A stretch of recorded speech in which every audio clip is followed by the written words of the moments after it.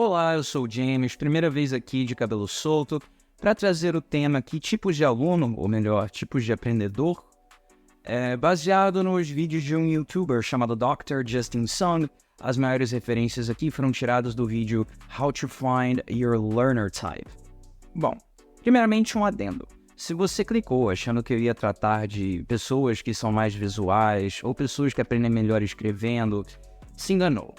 Na verdade, estudos recentes, embora esse conceito esteja popularizado desde a década de 70, mais ou menos, estudos recentes apontam que, na verdade, isso é bullshit. A maioria das pessoas, elas vão aprender, seja qual for o tema, contanto que ele seja um tema um pouquinho mais complexo. É impossível que você aprenda um idioma, por exemplo, somente através de flashcards, somente observando imagens. Então, como você alegaria um estudo totalmente focado para pessoas mais visuais ou etc. A maioria das pessoas, na verdade, tem sim que ter bastante estímulo visual em seu aprendizado, mas vão se beneficiar de várias outras estratégias audiovisuais, sinestésicas e etc. Então não é sobre isso que eu vou tratar. Primeiramente, como o Dr. Justin Sung trata no vídeo dele, ele trata de análises de estudo, pensar sobre o pensamento humano e estudar o aprendizado humano de forma geral. Eu vou adequar isso aí para o aprendizado de idiomas, mas como ele já aborda no vídeo dele, ele elabora ali 3 habilidades, 3 quesitos que a gente deve estar atento enquanto aluno, enquanto aprendedor de uma matéria. Os idiomas, obviamente, inclusos nisso, até porque idiomas, lembrando, são um oceano de informação, é bastante coisa, então a gente deve pensar a longo prazo. A primeira questão que a gente deve levar em consideração é o que o Justin Sung chama no vídeo dele de Deep Processing, ou processamento profundo. Lembrando que são 3 quesitos principais, então eu vou tratar só desses 3, assim como ele trata no vídeo que eu estou mencionando. E o Deep Processing poderia equivaler-se à inteligência, mas eu vou entrar um pouquinho mais a fundo nisso. Sabe aquele aluno que não faz muitas anotações e tudo mais, mas, de forma geral, quando um professor elabora algum tema novo ali, ele faz uma associação imediatamente com outro tema e ele é o primeiro a levantar a mão para fazer uma pergunta. Professor, isso daí tem a ver com aquela outra coisa? Ele foi o primeiro a fazer essa linkagem? Pois bem, essa pessoa aí tem um Deep Processing, um processamento profundo um pouquinho mais elevado que as outras pessoas. Isso, claro, é parte de predisposições genéticas, mas é treinado também.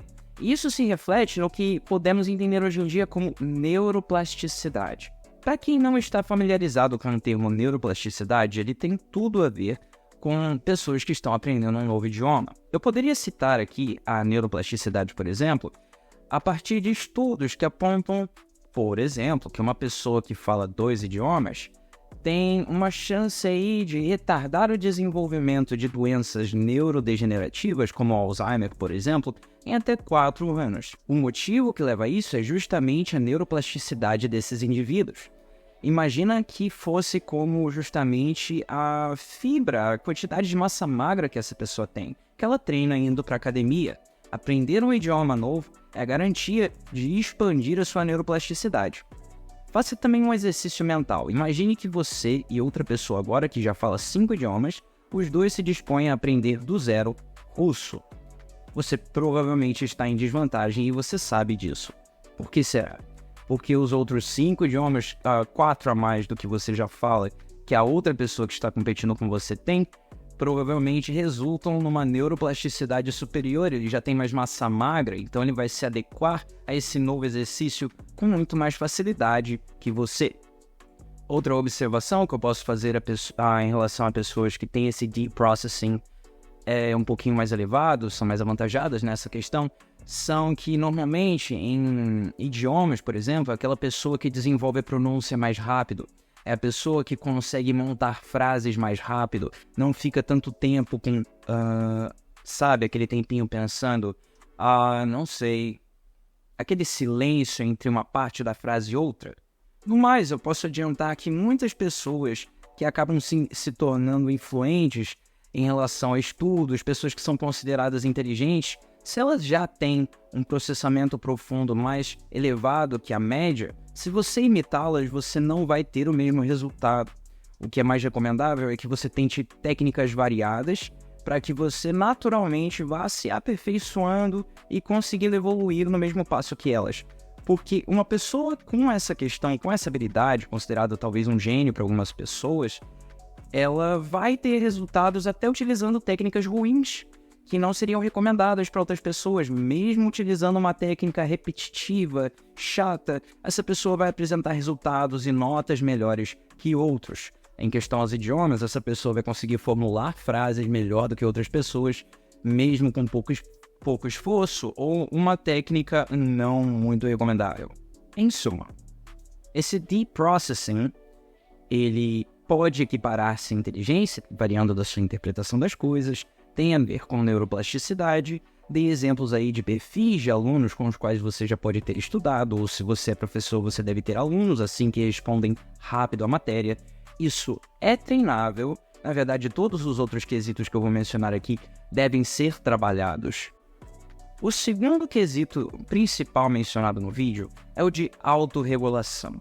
Em relação à autorregulação, eu diria que esse é o meu forte. Lembrando, eu falo 3 idiomas, português, inglês e alemão. Estou aprendendo japonês agora. Do que se trata a autorregulação? A autorregulação se trata da diversificação. Pessoas que elas se conhecem bem. Então elas começam a estudar com uma determinada metodologia, esperam para observar qual é o resultado final no seu aprendizado, escalam ali se aquilo foi eficiente ou não e trocam e variam de técnicas para obter um resultado melhor o mais rápido possível.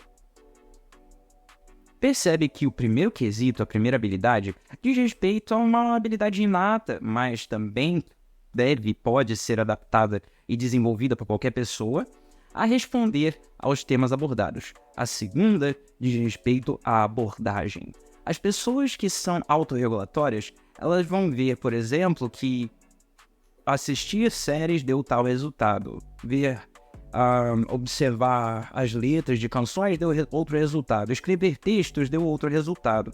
E elas vão medir os benefícios de cada uma e alternar entre uma e outra de acordo com as suas necessidades. Eu desenvolvi bem o meu speaking, a minha fala ali, então agora é hora de melhorar o meu listening. Como eu vou fazer isso? O meu vocabulário está fraco, que estratégia eu vou abordar? Esse é o meu forte. Eu considero que vários alunos meus, embora eu já falei 3 idiomas, vários alunos meus, ele tem um deep processing melhor que o meu, eles respondem muito mais rápido do que eu seria capaz de responder se eu estivesse em aulas. Porém, no que eu ganho, meu ponto forte é justamente na versatilidade e minha capacidade de me autoanalisar e perceber meus pontos fracos, os pontos fracos das minhas estratégias, abandonar aquilo que não dá certo e procurar novas estratégias sempre para ir me adaptando e melhorando sem cessar. Nota que para essas pessoas as estratégias têm que ser variadas e se refletirem em habilidades distintas. Por exemplo, como essa pessoa toma nota do que está sendo apresentado, como essa pessoa se expõe de forma auditiva ao material, o quanto ela vai aprimorando o seu listening e o quanto ela vai entendendo cada vez mais do idioma passado, quantas estratégias essa pessoa tem em relação a revisar, porque revisar é extremamente importante. Você só aprende aquela questão, aquela matéria uma vez, mas se você vai conseguir utilizá-la no seu dia a dia depois, quando você for se comunicar com alguém naquele idioma, é reflexo das formas que você revisa. Muita gente nem percebe que está revisando e está revisando.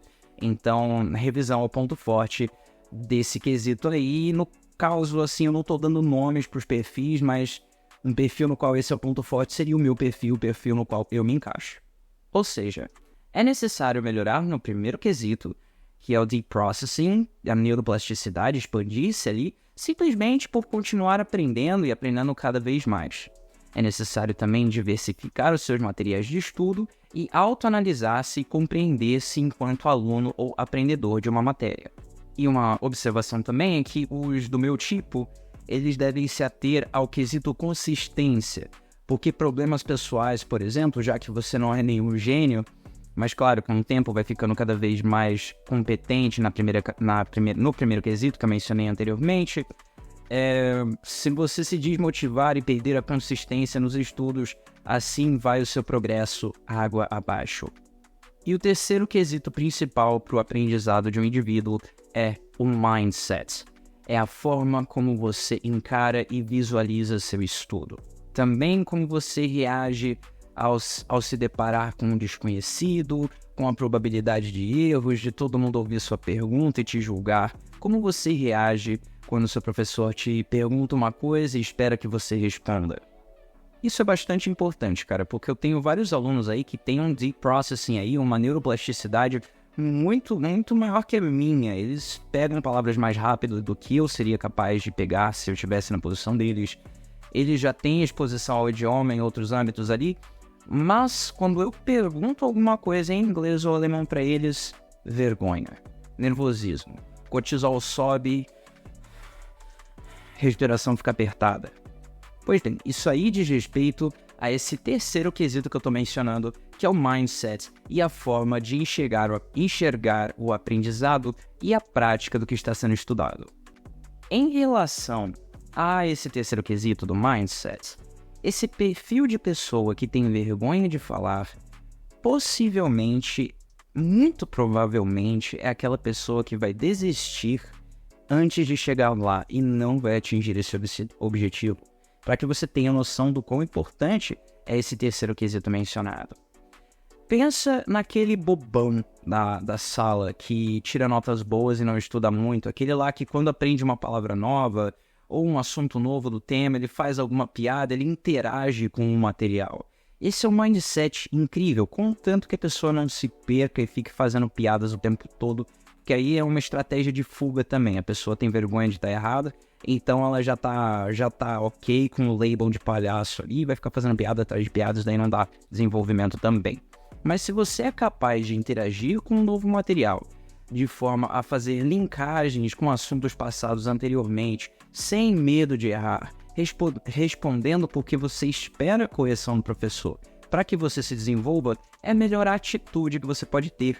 E perceba, a atitude que o indivíduo que está aprendendo um idioma novo tem é um dos quesitos principais, na verdade eu diria que é o maior, no que diz respeito a se esse aluno vai conseguir aprender essa matéria ou se ele vai desistir frustrado depois no futuro. Não existe sabotador maior do que ser completamente incapaz de reagir sob pressão. Não é nem tanta pressão, o professor está lá para te corrigir de qualquer forma. É o maior sabotador do seu progresso. E uma coisa triste de se admitir, como eu já falei, vou reafirmar agora. Esse é o perfil do aluno que jamais vai conseguir concluir, pelo menos no que diz respeito ao aprendizado de idiomas, acredito que isso se aplique a outras áreas também, essa pessoa jamais vai conseguir sair da bolha, jamais vai conseguir usar aquele idioma. No máximo ela vai ficar naquela de eu entendo bem aquilo que eu leio, e eu escrevo bem, cometo um erro de vez em quando, isso depois de anos de ter desistido no curso ou tal. Outra coisa a se salientar é que o mindset ruim também te trava em outros aspectos do aprendizado. Por exemplo, na revisão, esse tipo de aluno tende a desenvolver mais ansiedade também e na hora de revisar ele fica, para que eu vou revisar, para que eu vou levar esse assunto a sério? Melhor me distrair aqui com um videozinho no TikTok, um short no YouTube, porque no fim das contas eu sei que eu não vou aprender mesmo. E percebe que esse tipo de aluno entra num loop de autossabotagem. Bom, eu expliquei de forma resumida então esses 3 quesitos principais no que diz respeito ao aprendizado. Primeiro, deep processing, neuroplasticidade, o que outras pessoas vão entender como inteligência, né? A sua capacidade de reagir rápido ao que está sendo abordado agora pela primeira vez e linkar esse conhecimento com informações prévias. Todas as pessoas têm potencial para desenvolver isso. Se você acha que não está bem desenvolvido nesse quesito, siga estudando, é natural, é como ir à academia. Segundo, autorregulação. Se você é capaz de diversificar o material que você aborda, se você já interage com o idioma nas suas redes sociais, quando ouve música, quando está um pouquinho à toa, troca memes que tem um trocadilho ou outro, parabéns, você tem esse quesito autorregulatório já bem desenvolvido também. Nota, mais uma vez, interessante desenvolver os 3. E um vai acabar sendo o seu forte sempre, né? Como eu mencionei, da autorregulação é o meu. mas dá para melhorar os outros 2 também. E o terceiro é o seu mindset, é a forma como você encara a sua situação enquanto aluno. Se você tem muito medo de enfrentar desconhecidos, se você se trava todo na hora de responder uma pergunta, se o cortisol sobe, sua respiração fica apertada e tudo simplesmente desaparece da sua cabeça, e na hora de revisar, consequentemente também, você acaba tendo crises de ansiedade, realmente é interessante dar uma avaliada aí no seu psicológico no que diz respeito a estudar. Porque, como eu disse, de todos os perfis ali, eu acho que o maior indicador de que você não terá sucesso é a sua atitude, e a sua atitude reflete a partir do seu mindset, a sua forma de encarar a sua realidade enquanto aluno. Bom, era isso. Espero não ter sido muito redundante. Uma boa tarde, noite ou dia e até a próxima.